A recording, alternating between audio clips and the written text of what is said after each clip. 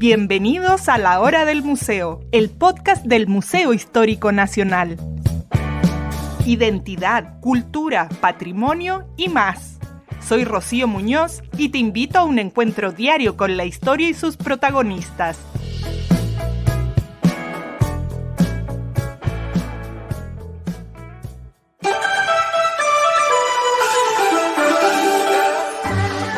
Por estos días, el Museo de Arte Popular Americano de la Universidad de Chile está presentando Hecho en China, una exposición que invita a reflexionar sobre las dimensiones de lo cotidiano, la memoria y los imaginarios que se encarnan en los objetos. Más de 500 piezas desde China llegaron al mapa en distintos momentos del siglo XX.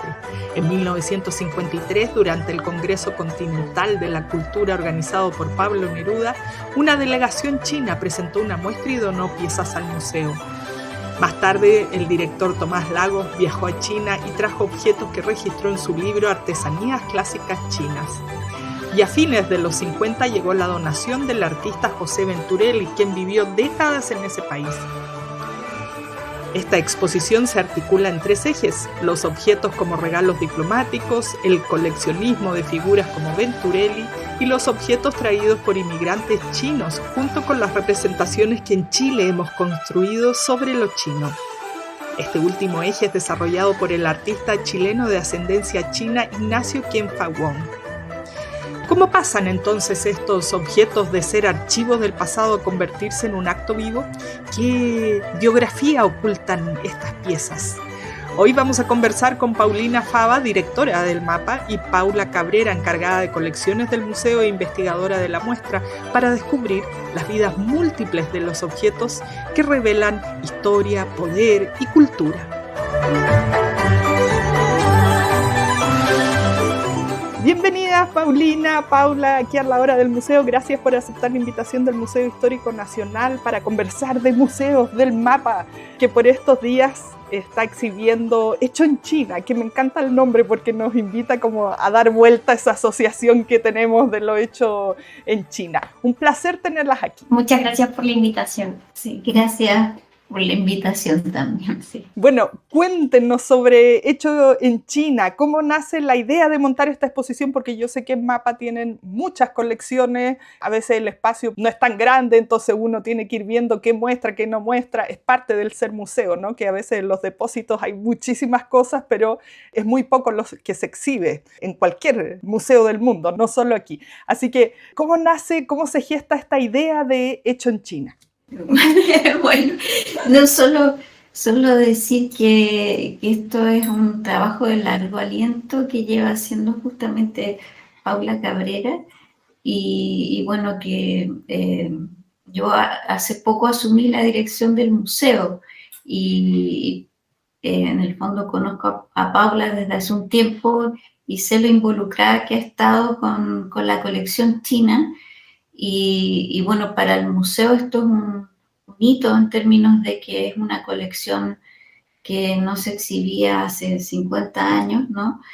Y que involucra también abrir perspectivas en torno, por un lado, a las, no solamente que la gente conozca que las colecciones son muy variadas, las del museo, y por otro lado que esto tiene una historia detrás, ¿no? Una historia vinculada a todo este intercambio intelectual, político, diplomático, en su época, ¿no? Con Tomás Lagos, que es el fundador del museo MAPA, que nace, digamos, en 1944, y que de alguna manera es como una historia, yo diría, una historia de amor entre la colección china y Paula, y yo creo que ella es la más adecuada para completar esta historia. Bueno, sí, es verdad. Hace un tiempo atrás yo empecé a investigar la colección del museo. Me enteré de manera muy casual que efectivamente el Museo de Arte Popular Americano tenía esta colección. Y hace más o menos 2 años postulé a un proyecto Fondart para poder profundizar en cuanto a la información que teníamos hoy día sobre estas piezas. Son alrededor de 500 objetos, de los que en realidad no sabíamos mucho. más o menos sabíamos cómo habían llegado al museo, pero no nada más, ni qué eran, ni quién los había hecho. Entonces todo empezó un poco así, como vamos a profundizar en esta investigación, y luego esto fue creciendo como una bola de nieve. El equipo se entusiasmó un montón cuando empezaron a ver las piezas, les gustaron muchísimo, y tomamos en algún momento la decisión de que esto necesitaba ser visto por el público también, y afortunadamente esto ocurrió este año. Así que más o menos así fue que pasó todo. Bueno, aquí yo les quiero pedir que nos compartan parte de lo que es el trabajo de los equipos de los museos, porque uno dice, ¿cómo que se ponen? Es como pensándolo en una casa, ¿cómo uno puede tener piezas en una casa que no conoce tanto su historia? Entonces aquí pedirles que nos cuenten eso, ¿no? Respecto a que hay depósitos, hay objetos que requieren investigación por parte de historiadores del arte, historiadores, diseñadores, artistas, en fin, todos quienes forman un equipo de museo, y se pueden encontrar sorpresa, porque a veces cuando llegan las cosas al museo simplemente se guardan, o a veces no hay espacio, o a veces se deterioran, en fin. Efectivamente, hay que pensar en cuál ha sido también la historia del Museo de Arte Popular Americano. Nosotros hemos sido bastante tiempo, y desde su fundación, un poco un museo nómade. Primero estuvimos en una casa, o sea, en el Castillo Hidalgo, en el Cerro Santa Lucía, luego en unos depósitos en el MAC, hasta hace un par de años estábamos en una casa en compañía, que efectivamente es eso, era una casa vieja con una cocina muy vieja y depósitos que originalmente eran habitaciones para personas. Entonces, claro, este museo, que yo siempre digo es un señor muy antiguo, claramente no fue cuidado todo el tiempo con el profesionalismo que se trabaja hoy en día, porque también los criterios eran muy distintos cuando el museo se fundó. Entonces, claro, llegaron ciertas colecciones en algún momento que luego se guardaron, y que el resto del equipo, porque el museo es un museo de arte popular latinoamericano, no tenía de pronto a las personas que tuvieran especialidades que les permitieran también tener un acercamiento más profundo en relación a estas piezas, hay que decirlo. Entonces, efectivamente, esto estaba ahí como un poco guardadito, y que no sabíamos muy bien qué era lo que había, y traerlo de vuelta, hacer la investigación, nos permitió como reconocerlo, darle el valor que realmente tiene hoy día. Y así con muchas de las otras colecciones que tiene en verdad el museo. Sí, claro. Eso lo quería agregar de que, claro, que el museo es como un organismo vivo en el fondo. Siempre va a tener como sorpresas, facetas que uno no se esperaba, y que en el fondo también nos habla y es parte de la exposición también de Hecho en China, ¿no? De un poco irse haciendo con el museo en un oficio que se aprende, y en una investigación, en una relación con los objetos que es muy, yo diría que es muy especial, esta relación muy íntima también con estos objetos, donde estos objetos tienen la capacidad de afectarnos de una manera que en el fondo nos atraen las miradas, vean nuestras mentes y corazones, y realmente es como, estoy convencida de que esto es como una historia de amor, ¿no? Y que hay un poder de los objetos en las personas, y sobre todo en la vida de un museo desde el tras bambalinas. A veces no se conoce mucho eso, pero efectivamente hay un apego y una relación con los objetos, con las colecciones, que es algo muy, digamos, particular que se da en el museo. Claro que sí, uno ve algo y todo lo que genera un objeto nos remueve, no sé, nos conecta. Bueno, creo que vamos hablando de la historia de estos objetos, cómo llegaron ahí, todo eso, pero antes, para que ya nuestras amigas y amigos que nos están escuchando se vayan haciendo esta idea y vayan a visitar la muestra ahí en el mapa, en el GAM. ¿De qué se trata? Así como rápidamente, y luego la vamos desglosando. ¿Qué vamos a ver ahí en exhibición? Bueno, principalmente tenemos una selección. Hay que considerar que la colección china tiene alrededor de 500 objetos. Hoy día tenemos una selección de alrededor de 100 de estos objetos que se investigaron, como ya conversamos, que nos hablan de distintas... yo siempre digo que esta exhibición tiene como dos niveles. un nivel como de acercamiento más directo que tiene que ver con el grupo de objetos que se seleccionaron, que de pronto tienen que ver con el teatro, con representaciones religiosas, motivos auspiciosos, con objetos tradicionales de la vida cotidiana, del hacer y vivir chino. Y por otro lado, todos estos objetos, y pensando en la manera en la que llegaron al Museo de Arte Popular Americano, nos hablan también de una segunda capa de significado que ya nos lleva, nos remite a conceptos como la migración, el coleccionismo, las relaciones internacionales y políticas que se estaban viviendo en el periodo. Entonces, son objetos que hablan de todos estos conceptos y aspectos. De eso trata un poco la muestra. Y también es un acercamiento para nosotros a un hacer chino que no es el que estamos acostumbrados, pienso.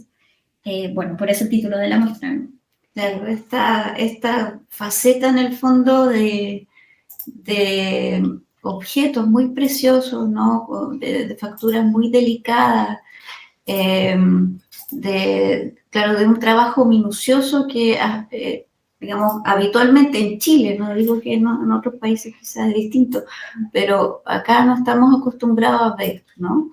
Y yo creo que eso nos habla también, o sea, a pesar de que sea una colección china, también es un guiño a decir, bueno, estos oficios, ¿no? Habitualmente reconocidos como oficios artesanales, son sumamente, digamos, poco reconocidos, ¿no? No está esa dimensión del trabajo, de la minuciosidad, de la dimensión de creación, de innovación, que podemos ver en estos objetos chinos, pero que también nos dicen, pero aquí también, de hecho, el museo alberga objetos de Chile y de otros países latinoamericanos que también deberían ser examinados con esos ojos de asombro, ¿no?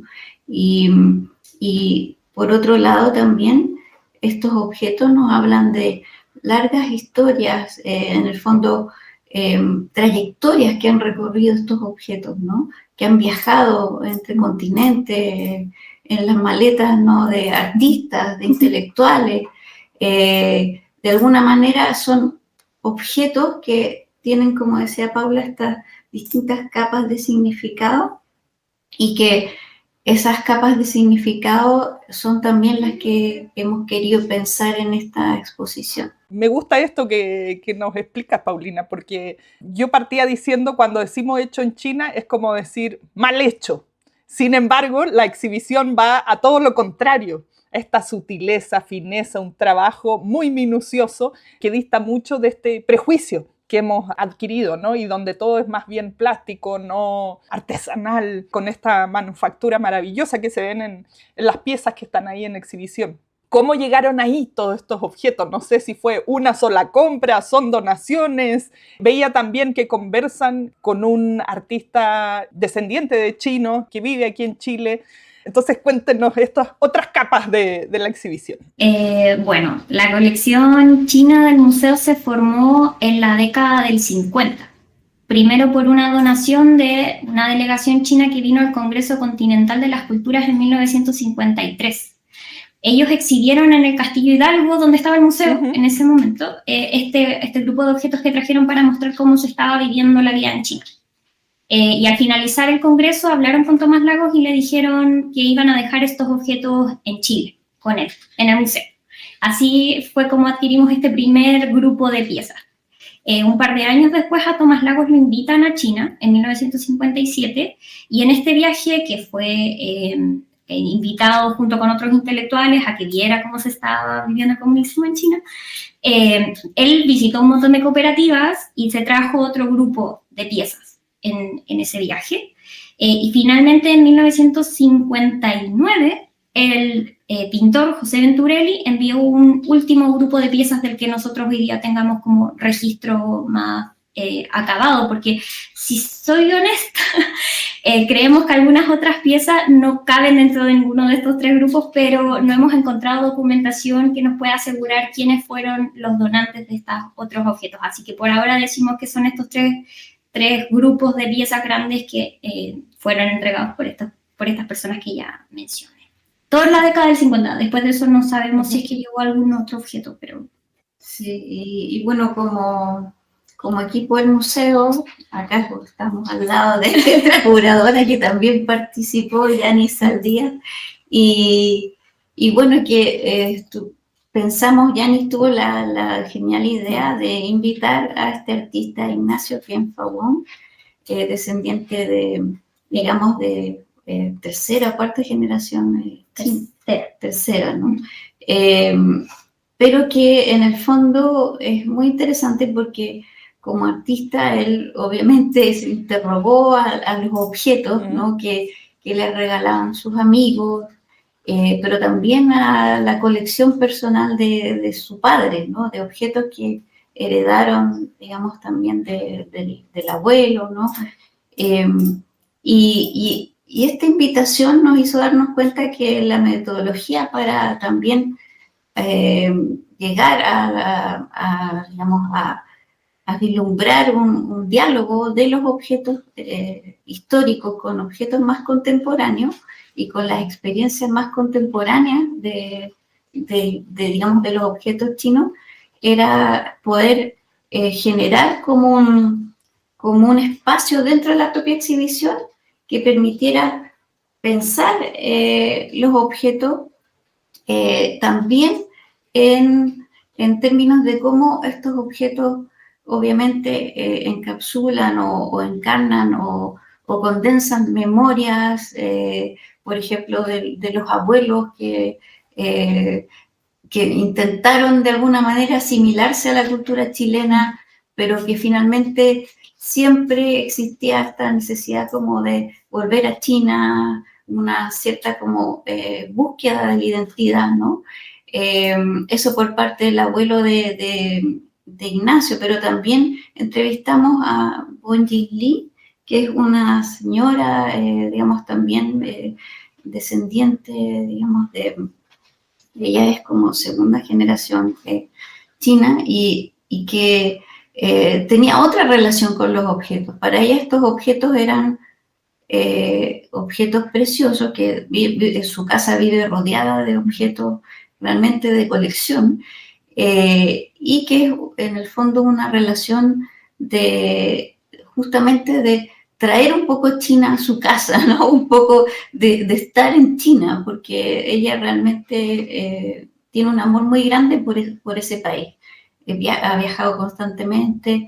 Entonces, en resumidas cuentas, lo que tuvimos que pensar fue qué tipo de metodología usábamos para poder instalar toda la complejidad de la exposición que atraen los objetos. Y ahí es que entra en escena Ignacio con esta instalación donde exhibe objetos, bueno, de su familia, de su padre en particular, y objetos que les han regalado los amigos y que son en parte las representaciones que tenemos los chilenos, chilenas y chilenos, acerca de los chinos, que muchas veces no tiene una profundidad histórica en el fondo. Son los imaginarios que empiezan a dar cuenta un poco de todas las representaciones que tenemos sobre. Como que, por ejemplo, ahí a ver si estamos pensando lo mismo o justamente la invitación es ir a ver la muestra para empezar este diálogo, hacer esta reflexión. Bueno, algunas de las cosas que le han regalado por ser chino ni siquiera son chinas en varios casos. Y bueno, de nuevo, habla esto de cómo nosotros de pronto englobamos todo lo que es Asia en un mismo paquete sin de pronto detenernos a ver qué tan cerca estamos o no de si es real o no esta interpretación. Y los objetos que reúne Ignacio van desde, no sé, póster de la ópera hasta agendas que tienen ilustraciones chinas. También le han regalado, bueno, estos gatitos que sí, que el gato de la fortuna, es el que mueve la manito. Sí, que tienen también unas cajas de fósforos porque tienen caracteres chinos, como que todo lo que parezca medianamente asiático son cosas que le han regalado sus amigos pensando como, tú eres chino, a ti esto te va a gustar. Entonces, también pone en discusión esta idea nuestra, ¿no? Qué interesante. Sí, de un poco pensar esa homogeneidad dentro de, en el fondo, una diversidad que en el propio, digamos, esta propia república, ¿no? Hay una diversidad enorme, o sea, de hecho, tanto los familiares de Ignacio como de Bonjín no hablan, por ejemplo, chino mandarín de origen, hablan Hablan Hakka, es como dialecto de la provincia. Claro. China es inmenso, tiene muchos dialectos y además está el chino cantonés, que es distinto al chino mandarín, y tantos paisajes diversos, es como un continente, no solo un país, y nosotros lo reducimos, bueno, como ustedes nos contaban, con un poco de humor a esta idea de lo chino y metemos todo en una bolsa. Vámonos a las piezas. Yo veía algunas que eran, pero tan delicadas, como algunas figuras representativas humanas. Cuéntenos así como, no sé si tienen alguna favorita, pero uno se imagina, si piensa en lo chino, como que va a encontrar una tacita de té, no sé, unos palillos, volviendo a esto como tan resumido que hacemos en nuestras cabezas. Sí, bueno, igual tenemos algunos juegos de té, pero yo diría que tengo dos favoritas. Una que efectivamente tenemos unas figurillas que están hechas con harina de arroz, que son unas miniaturas que representan cuentos tradicionales chinos y personajes de la ópera. Son muy preciosas. Son tan pequeñas, tan delicadas y han sobrevivido bastante bien el tiempo considerando los movimientos del museo. Y hay otra pieza que también es muy maravillosa, que es un rompecabezas de marfil, tallado a mano, que es una esfera concéntrica con pequeñas esferas que están hechas todas de una sola pieza y que se mueven de manera independiente. Yo diría que esas para mí son piezas que las veo y es como, ¿cómo llegamos a este nivel de perfección en el trabajo manual? Es impresionante. Sí, creo que coincido con Paula en esa selección, o sea, estas figuritas, claro, de harina de arroz que son tan pequeñas, pero con un movimiento así, con una expresividad, o sea, claro, esta dimensión del teatro, ¿no? De la expresión dramática, o sea, encuentro que son geniales en su factura y en la potencia expresiva que tienen. Y también, bueno, estas figuritas de marfil también son, en el fondo, figuras muy enigmáticas, ¿no? Porque también, o sea, formaban parte de gabinetes de curiosidades en su época, y tiene esta dimensión como de un objeto que uno no termina de descubrir el sentido, ¿no? Entonces es como un juego, hay un carácter lúdico también, aparte de precioso, porque es factura de marfil, pero es como la idea de la maravilla, ¿no? Sí. De la maravilla. Bueno, y además siempre está esto que decimos nosotros, ¿no? Trabajo de chino, o sea, una cosa tan, con tanto detalle, tan minuciosa como prácticamente imposible. Sí. Una esfera que contiene ¿cuántas esferas? No sabemos con detalle, pero deben tener como 20 capas hacia adentro. Sí. Cada una se mueve de manera independiente. Me encantaría que pudiéramos hacerle un escáner a la pieza para saber cuántas capas.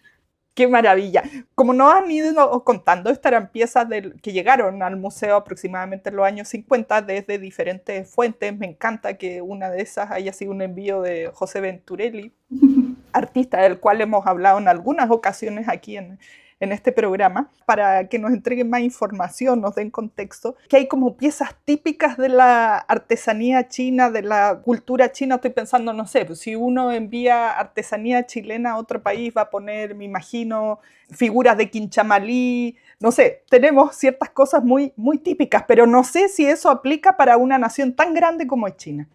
Sí, es difícil como resumirlo a eso, pero sí tenemos algunas piezas que son como súper, súper típicas de la mayoría de los gabinetes que la gente tiene como en su casa hoy, que en el pasado igual eran piezas más bien como de la clase alta, y luego esto se fue un poco estandarizando, pero tenemos algunos jarrones de laca tallada. La laca tallada es una resina, la laca, que se pone en capas sobre una pieza y una vez seca se van generando figuras que generan esta tridimensionalidad, este relieve sobre una base que ya está previamente hecha, que en este caso las nuestras son de metal con laca tallada. Y bueno, nosotros tenemos, de hecho, uno de los tipos de laca más frecuentes de encontrar, que es un tipo de laca roja. Hay otras que son de colores, de esas no tenemos. Laca tallada de colores no, solo roja, pero sí, es una de las más típicas. Y bueno, abanicos también, abanicos de sándalo tallado. De sándalo, qué delicadeza. ¿Qué hay, a propósito que mencionas sándalo, esta laca mencionada en el marfil, qué hay de los materiales que se utilizaban? Estoy pensando nuevamente poniendo el paralelo con Chile, aquí tenemos, qué sé yo, greda, crin, no sé, ¿qué pasa con China? Bueno, harta cerámica, aunque nosotros no tenemos tantos objetos de cerámica, tenemos un juego de té, como ya habíamos mencionado, que tiene forma, o sea, tiene diseños de bambú, también eso es muy típico. Y aparte de eso, bueno, la verdad es que la colección tiene una gama de materialidades muy grande. Tenemos desde vidrio, también objetos de carbón, pluma, seda y seda en variedades, seda tejida y seda bordada, además de un rango de piezas hechos en papel, impresiones. Entonces, en verdad es bastante amplio la cantidad de objetos que se pueden encontrar y la cantidad de materiales que se pueden encontrar en esta colección. Dentro de los otros, bueno, es metal esmaltado, la laca que ya mencioné, y también laca en distintas formas, porque mencioné la laca tallada, pero también tenemos laca sin cuerpo, lacas con incrustaciones, una variedad, bueno, sin mencionar las cesterías, que también es algo muy típico, y también tenemos algunos ejemplares de cestería. Así que... Wow. Bueno, vamos un poco a la historia de algunos de los objetos, se me viene a la mente, ¿no? Que es el tema del momento, el robo al Louvre, que ha despertado mucho el interés de conocer, por ejemplo, la historia de estas piezas que se robaron, estas joyas. En este caso, llegan en los años 50 al museo, pero hay piezas que son antiguas, por ejemplo, y también ahí preguntarles cómo se hace esta investigación. O sea, Paula, tú tomaste un objeto y uno lo mira y dice, bueno, ¿por dónde empiezo? Hay que buscar una boleta. A esta altura, ¿de dónde sacó la boleta? No sé si tienen alguna documentación mínima. ¿Cómo uno empieza a rastrear de dónde aparece un objeto que llega a un museo? ¿Quién lo trajo? ¿Dónde se hizo? Hay hartos caminos para empezar. Había cierto recorrido previo en relación a cómo estos objetos habían llegado acá. El encargado de colecciones anterior sabía a grandes rasgos sobre estas donaciones que yo mencioné en un principio, pero cuando uno ya se mete en los objetos, lo primero para mí era identificar qué eran principalmente. Entonces empieza un rastreo y a consultar a otros especialistas sobre si habían visto objetos similares, buscar objetos similares en otros museos en el mundo también, y luego ya entender cómo se hicieron y qué están representando, porque también como tenemos esta distancia con China geográfica y simbólica de pronto que es tan grande, hay muchas capas para poder entender el objeto más allá de cómo llegaron aquí o no, sino que de pronto teníamos, no sé, un juego de objetos que eran pensábamos originalmente que era de madera y luego descubrimos que en realidad era simplemente laca a través de estas conversaciones con otros especialistas. Y ya, como ya entiendo, una vez entendiendo de qué están hechos, de pronto es como ya, pero ¿qué es esto? Como no, eran formas, contenedores, teníamos acá y es como, pero ¿y para qué los usaban? ¿Para qué sirve? También fue un acercamiento hacia eso, es un descubrimiento hacia eso también. Obviamente, con tantos objetos no hemos todavía llegado a ese nivel de profundidad con todo.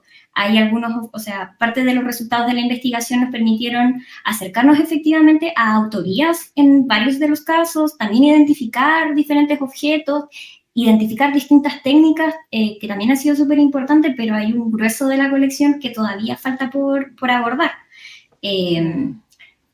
Así que ha sido un poco eso, como de buscar y preguntar, y todos los objetos han tenido un tipo de acercamiento distinto, porque hay algunos que nos producen una sensación más cercana, que son objetos que son más fácil fácilmente reconocibles, sus materiales son más fácilmente reconocibles, y otros que claro, que han necesitado una indagación de más tiempo y de consultar a más personas y mandar fotos. En ese sentido, el trabajo del equipo, porque se hizo un registro fotográfico nuevo de todos los objetos, hay varios que fueron intervenidos por el equipo de conservación, también facilitó poder acercarnos a otros investigadores y que no estando aquí en Chile o no estando de repente en Santiago, pudieran ver estas piezas y darnos respuestas respecto de qué teníamos.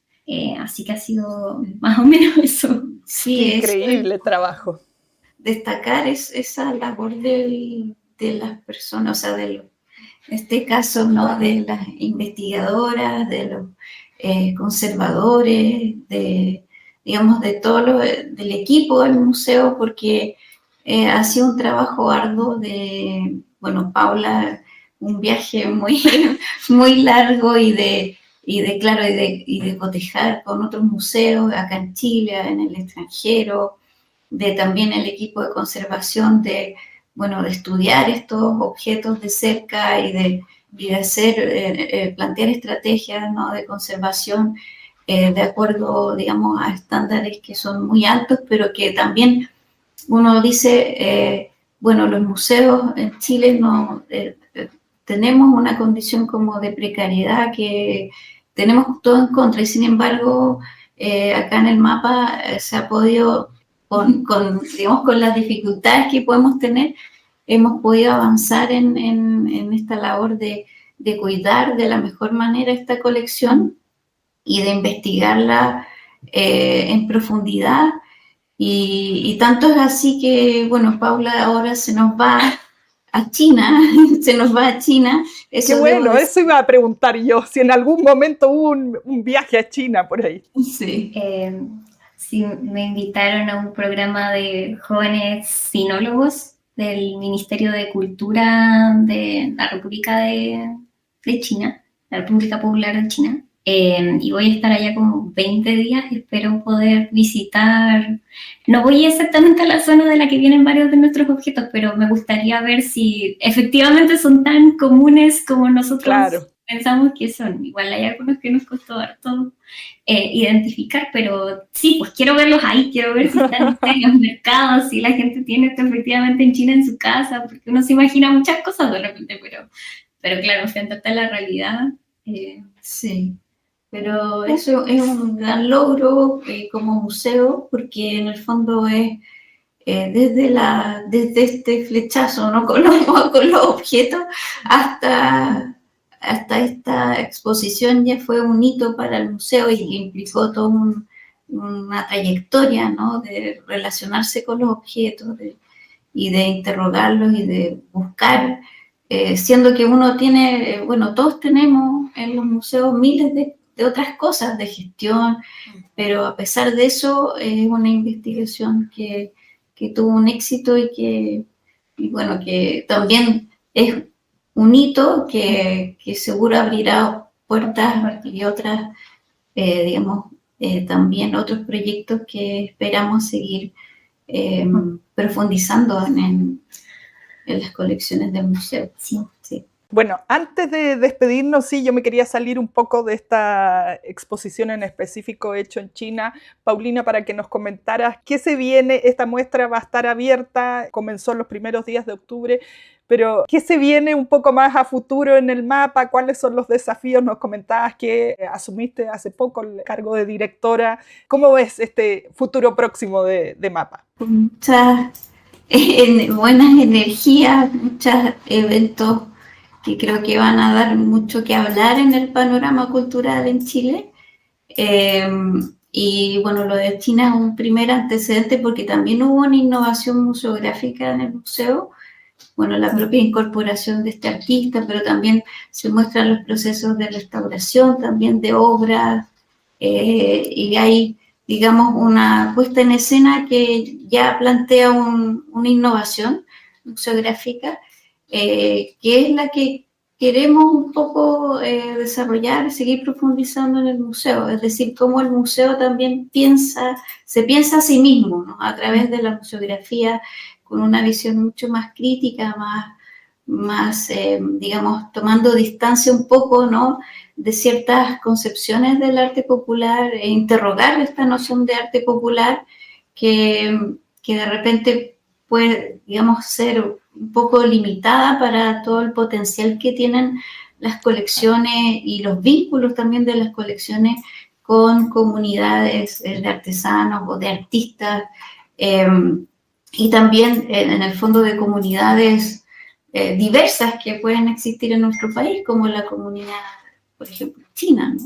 Claro. Entonces, que tratamos de involucrarla también y involucrarla tanto en términos de trabajo con entrevistas con investigadoras, investigadores, y además con personas, digamos, descendientes chinos, y pretendemos seguir en esa línea, o sea, de tener esta metodología mucho más, en el fondo, crítica, polifónica, de poder, digamos, incorporar estas distintas visiones en co-curadurías con miembros de las comunidades, y en ese sentido es que hemos, nuevamente aquí con nuestra vecina curadora, Jenny Saldía, estableció una programación de 2026 en donde, no quiero hacer spoiler, pero se nos viene ahí muchas, digamos, exposiciones que van a intentar interrogar, por un lado, el tema de género, ¿no?, de la relación entre arte popular y género, también qué es un arte popular si lo vemos desde el contexto urbano, por ejemplo, que generalmente está asociado, ¿no?, arte popular, artesanía, a contextos rurales o a contextos campo.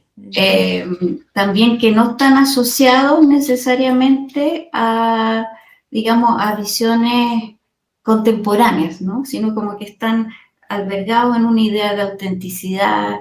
Y ahí podemos hacer una crítica también a otras categorías, o sea, la idea de autenticidad, la idea de una cierta idea de patrimonio, ¿no?, muy vinculada a lo que es una tradición pura, una tradición que se mantiene estática en el tiempo.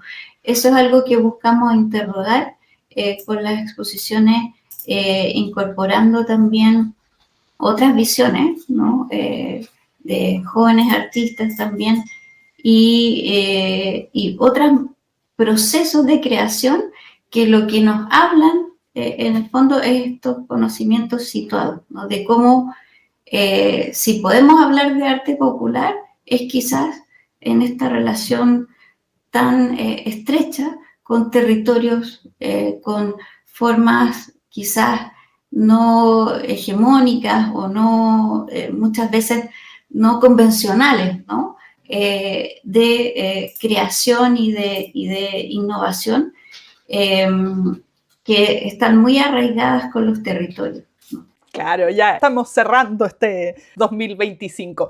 Antes de despedirnos, ¿hasta cuándo se puede visitar Hecho en China? Horarios, bueno, están ahí en el GAM, todos esos detalles. Pueden visitar nuestra muestra de martes a domingo, entre las 10 y las 8 de la noche, los días martes y viernes, y el fin de semana abren una hora más tarde a las 11, de 11 a 8. La muestra va a estar hasta marzo del 2026. Así que, buenísimo. Sí, ya estamos preparando varias actividades de activación de la muestra. Hace poco, para Noche de Museos, vino un grupo de música tradicional china que hizo una presentación en el museo con instrumentos tradicionales.